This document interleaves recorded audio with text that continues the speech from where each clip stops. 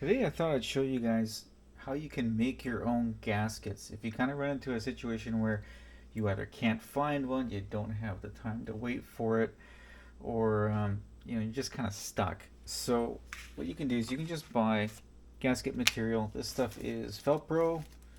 You get it from like your local parts store. This might be a little thinner than what I would normally use. You can kind of see the difference there. But what we're gonna do, and the thing is, I can't get this gasket quickly, or at a reasonable price. So I was lucky enough to keep it in one piece. We're just gonna trace it out.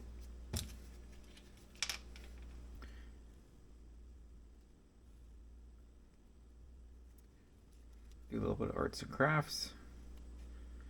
I'm in the middle of rebuilding this carburetor for my daughter's PW50, and it doesn't actually really need a rebuild. It just needed a good clean.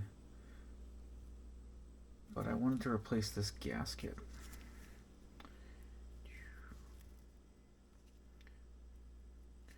So whenever possible, do try to keep the gasket in one piece.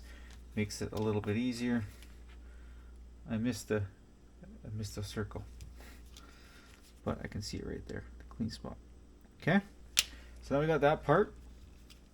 You can cut it with scissors, you can cut it with a knife. The best way though to do the little holes is, this is a piece of brake tubing that I have, brake line.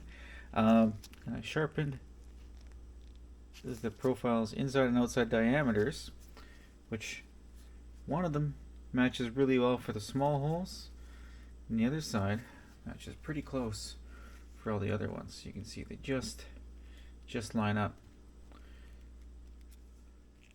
So what we're gonna do is do that, center it best we can, give it a little tap, center it best we can, give it a little tap.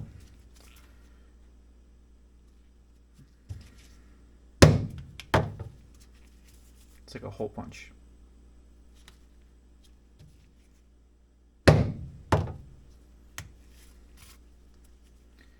One got stuck in there. That's okay. And this is a big one.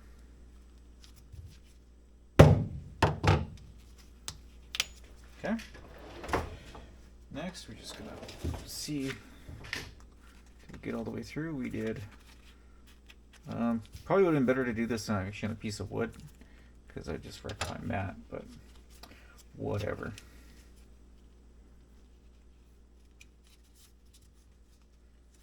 Pull that off.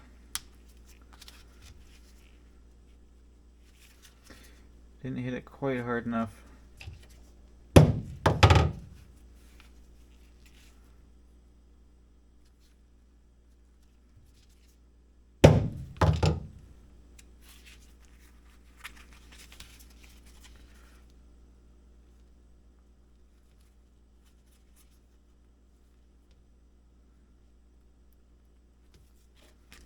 That gonna come out? There we go. Okay, so we've got the holes punched out. All right. See how close we got.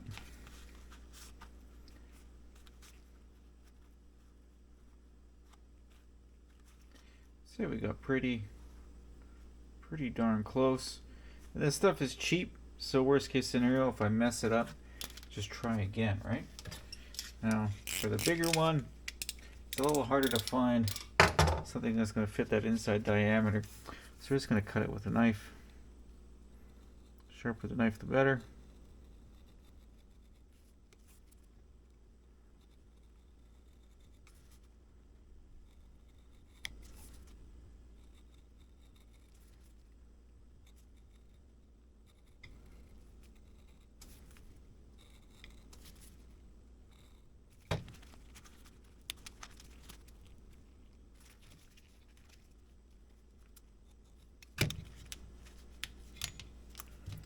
And then the outside we can cut with scissors or a knife. Like I said, this is just arts and crafts stuff.